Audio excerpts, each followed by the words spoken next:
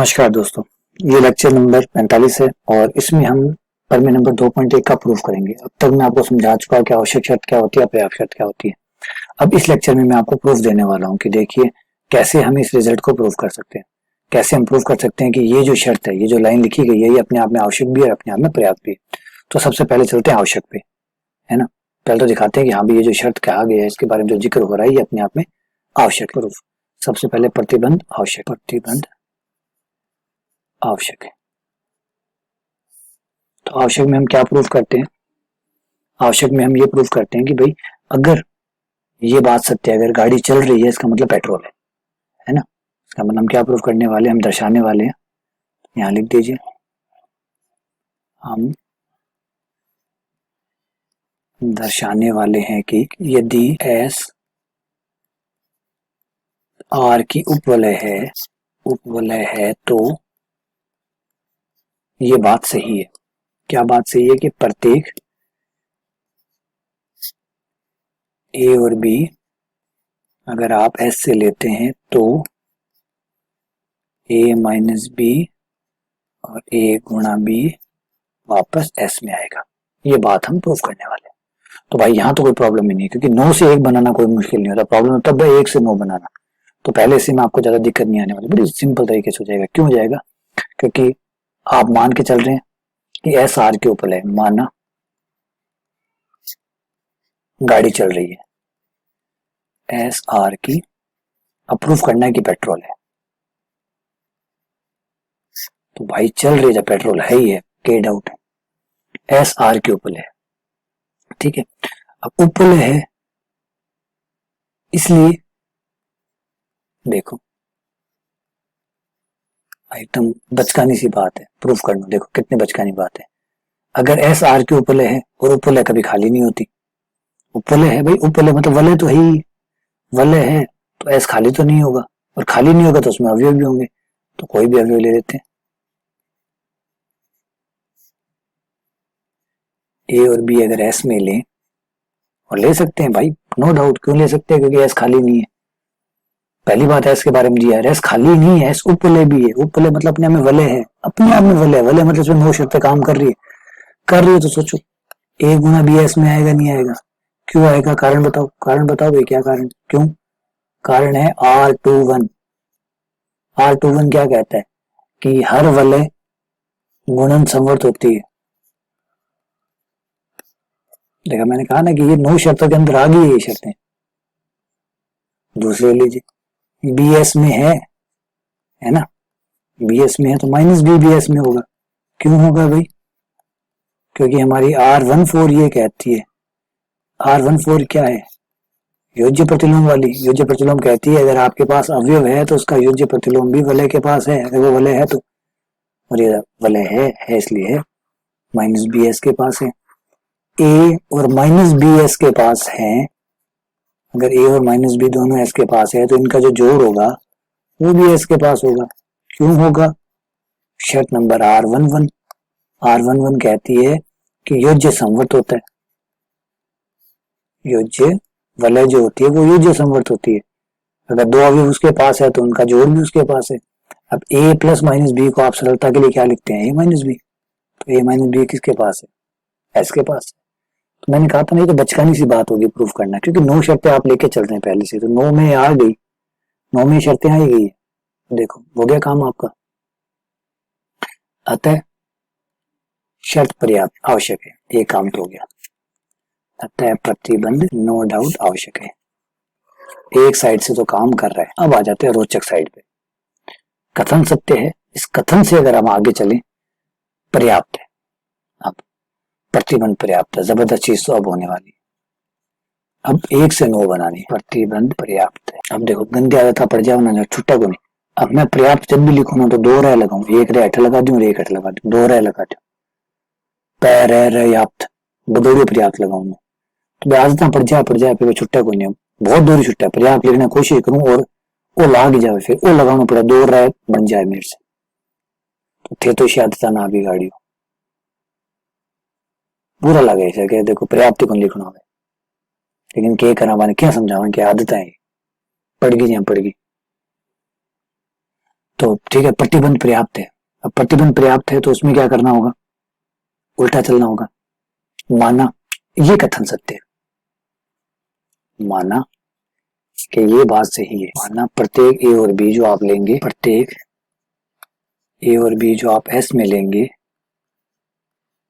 के लिए, हर ए और बी के लिए आपको वापस ए माइनस बी और ए गुणा जो बी मिलेगा वो एस में है ना।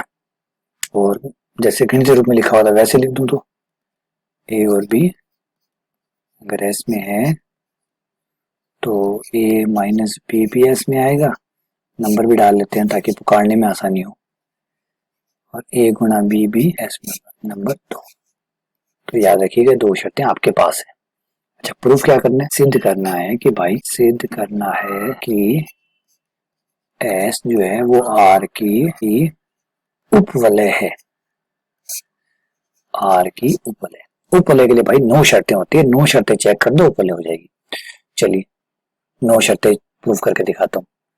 पहले भाई मैं 9 शर्तों की तरफ जो जाऊंगा उसमें से 1 बाय 1 करके नहीं जा सकता, ऐसे नहीं R11 पहले निकाल दूं, R12 जो मेरे सबसे पहले कवर होगी वो लगाऊंगा। देखिए सबसे पहली शर्त मैं क्या प्रूफ करने वाला हूँ, मैं प्रूफ करने वाला हूँ योज्य तत्समक को, योज्य तत्समक को। क्योंकि प्रॉब्लम ये कि आप 1 बाय 1 प्रूफ नहीं कर सकते इसमें। देखिए मैं पहले आपको इसमें दिखाऊंगा योज्य तत्समक, मतलब 0 इसके पास है, योज्य तत्समक दिखाऊंगा। पहले कैसे दिखाऊंगा, समीकरण 1 से इस्तेमाल कीजिए। अब समीकरण 1 में ये कहा गया, यहाँ एक चीज को हमेशा याद रखिएगा, एक चीज अपने दिमाग में बिठा के रखिएगा, आपने जो लिखा हुआ है वो लिखा हुआ प्रत्येक। प्रत्येक का मतलब आप एस के कोई भी ए और बी ले लीजिए, ये बात कभी झूठ नहीं होगी, कभी झूठ नहीं होगी। तो एक काम करते हैं, देखिए लाइन को, समीकरण 1 से अगर बी भी ए ले लूं तो ए और बी दोनों ही ए ले लूं, ले सकता हूं, क्योंकि प्रत्येक कहा है आपने, मैंने कल भी कहा था, जब प्रत्येक कहो मत, प्रत्येक कह रहे हो तो फिर प्रत्येक ही है। प्रत्येक का मतलब फिर जैसे मन में आए, जो चाहे मन में लो, बराबर लो, अलग अलग लो, कोई भी लो। देखो प्रत्येक कहना नहीं भाई, जब कहना तो फिर अपनी बात पे रहना। रघुकुल रीत सदा चलिए, प्राण जाए पर वचन ना जाए, कह दिया तो कह ही दिया, फिर वचन नहीं मुकरना चाहिए। तो कह दिया ना कि प्रत्येक, तो प्रत्येक तो फिर प्रत्येक ही है, और प्रत्येक है तो फिर वो ए दोनों ए ले लिए, ठीक है ना, प्रत्येक कुछ भी ले सकते हो, कुछ भी ले सकते हो, ए ले लिया, ले लिया। तो यहाँ जाओ, ए माइनस ए किस में आएगा, एस में आएगा।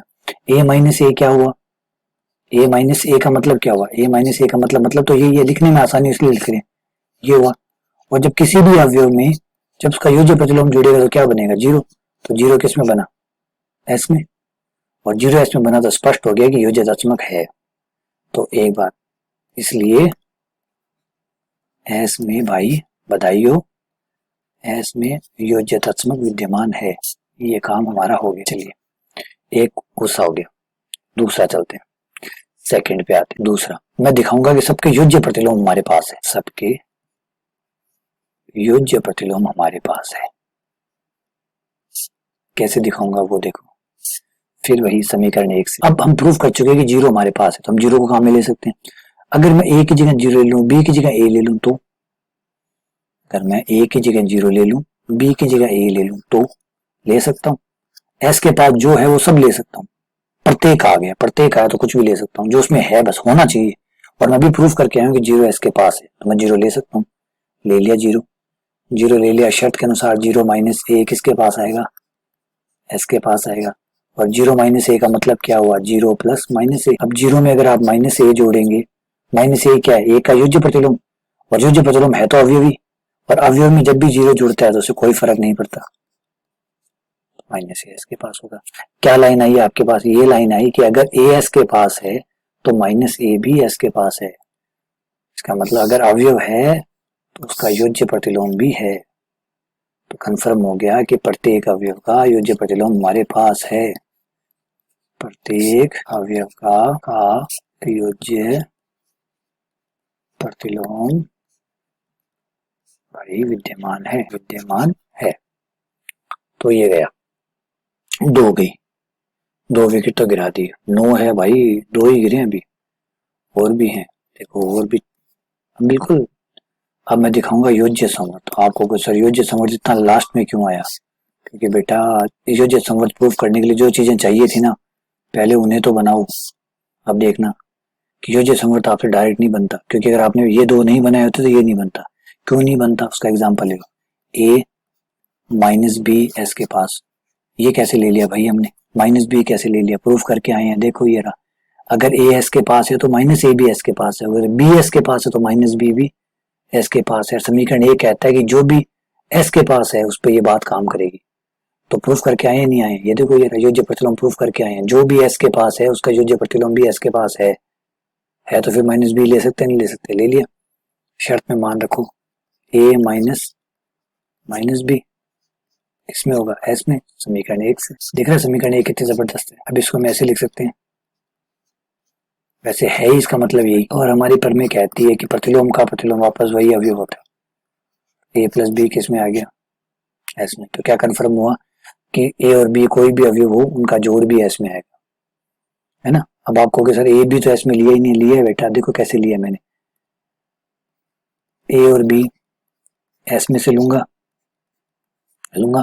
तो मेरी ऊपर वाली शर्त के अनुसार, ये जो मैंने भी प्रूफ करके आया सेकंड वाली, इसके अनुसार अगर ए और बी एस के पास है तो ए और माइनस बी भी एस के पास है, क्योंकि अगर बी है तो बी का प्रतिलोम भी है।